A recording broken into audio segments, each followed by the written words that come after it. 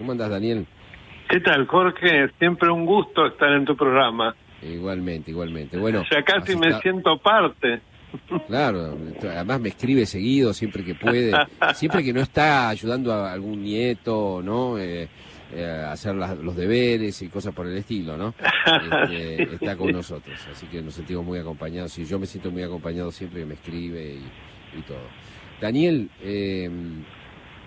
esta cuarentena, hablando de la Constitución Nacional, ¿no? Esta cuarentena, me imagino que es una licuadora de violaciones perpetuas de cuestiones constitucionales.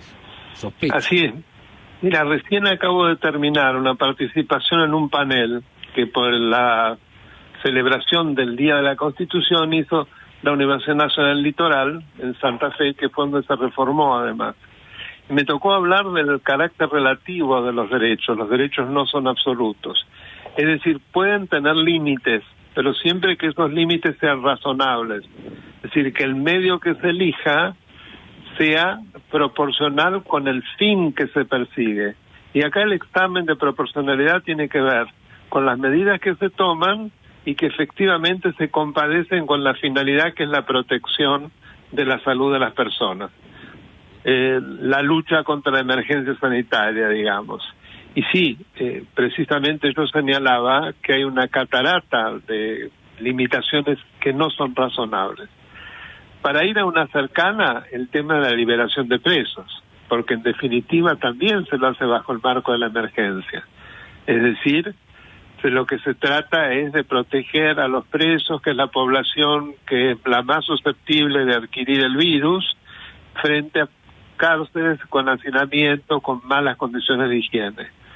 Pero eso debe hacérselo en un marco donde se cumplen con todos los requisitos legales.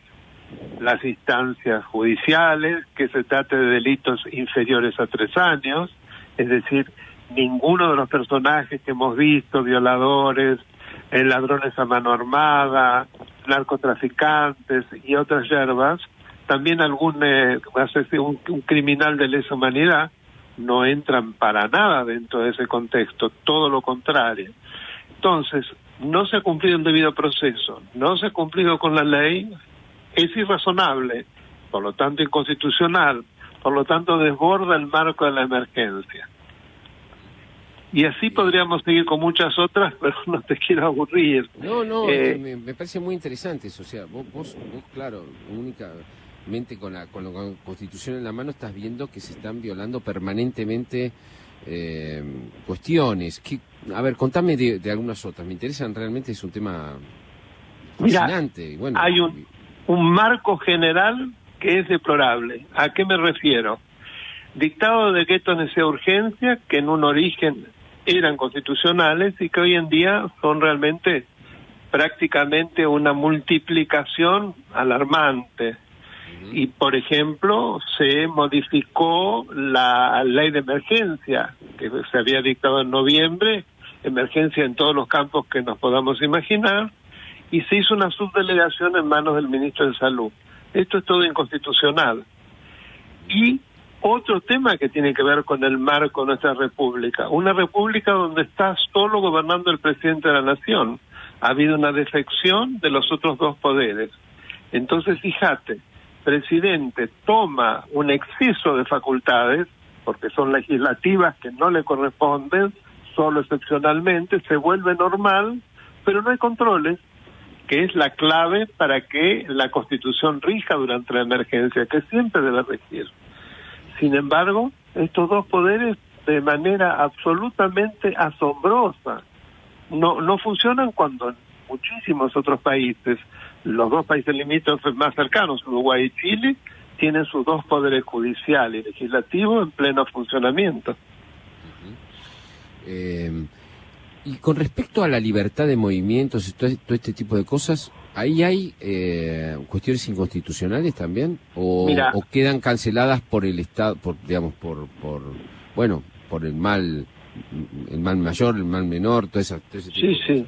Mira, siempre nuevamente que no excedan los límites de la razonabilidad. Por ejemplo, el tema de la prohibición de salida a los mayores de 70 años, que debían pedir permiso, un permiso diario, pero además la persona que justificar ese permiso tenía que en principio satisfacer esa necesidad acompañando o haciendo eso por la otra persona.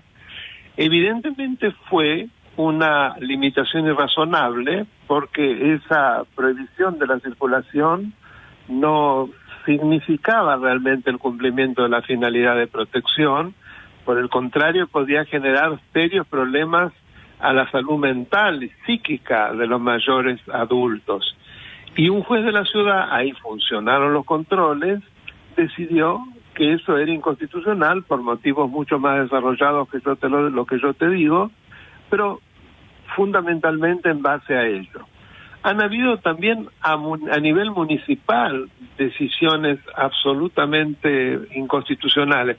En el municipio de Castelli se ha creado por ordenanza un impuesto municipal sobre los campos, sobre inmuebles, en aras de la solidaridad. El municipio sobrepasa de una manera colosal su competencia, porque no tiene competencia impositiva, y menos en materia de impuestos sobre inmuebles, que es algo reservado a la nación y a la provincia, y aludiendo o pensando en un principio solidario donde los ricos tienen que dar para los pobres, viola la Constitución de manera grosera y dicta el impuesto, impone una nueva contribución. Bueno, ahí tenemos otro caso también bien claro de inconstitucionalidad. Ahora, es una catarata de inconstitucionalidades. Mira, y te saqué algunos ejemplos, yo al principio quedaste uno o dos, pero veo que te resulta muy interesante. Sí, es gravísimo lo que está ocurriendo, no hay controles. Salvo en la ciudad de Buenos Aires, donde el control funcionó. Y además el jefe de gobierno de la ciudad acató, no solo eso, no quiso apelar el fallo. Ahora, Daniel, en un futuro se podrían plantear problemas jurídicos con todo esto que vos estás diciendo. Sin lugar a dudas. Se podrían plantear juicios diciendo esto es inconstitucional y las consecuencias de esto, ¿no? Me hace hacer un juicio al Estado y... Obviamente, sí. Esto puede tener una catarata de conflictos. Ahora, hay daños que son irreparables. Hoy muchísimos de tus colegas y comentaristas económicos y en el mundo se está planteando hasta cuándo podemos privilegiar de esta manera la protección sanitaria frente a la vida económica de un país que en definitiva puede provocar tantas muertes como la otra o más. Es una tensión que hay que resolver. Y Daniel, ¿cómo te va? Miguel Wiñaski te saluda. ¿Qué tal, Miguel? Qué gusto hablar con vos. Igualmente. Ahora, si los presos, o al menos muchos, la mayoría de ellos, fueron liberados ilegalmente, ¿cómo se retrocede de eso? ¿Pueden volver a...? ¿Qué pasa ahora? ¿Los tipos están afuera? Mira, en el tema de la provincia de Buenos Aires, y la que fue, digamos, la decisión más escandalosa, si se puso ese término, la del camarista de casación Violini, que de un plumazo liberó a más de 700 presos. Bueno, eso ha dado lugar a un recurso de queja ante la Corte Suprema de la provincia. Yo espero que rápidamente responda, porque la inconstitucionalidad de la decisión es tremenda por las violaciones al proceso. Vos sabés que se presentó ese habeas corpus colectivo directamente ante la Cámara de Casación, saltando todas las instancias. El juez debió de haber rechazado in limine porque no tenía las más mínimas requisitos del debido proceso. Bueno, impresionante realmente, Daniel. Se nos fue el tiempo, es el Día de la Constitución Nacional y bueno, rendimos homenaje a alguien que ha tratado de cuidarla, muchas veces en vano, lamentablemente, pero ha sido un guardián fiel durante tantos años de respetar la Constitución, nada más que eso, respetar la Constitución. Muchas gracias por haber sido en todos estos años y seguir luchando, un gran gladiador. Un abrazo grande y otro para Miguel. Un abrazo muy fuerte. Buenas noches.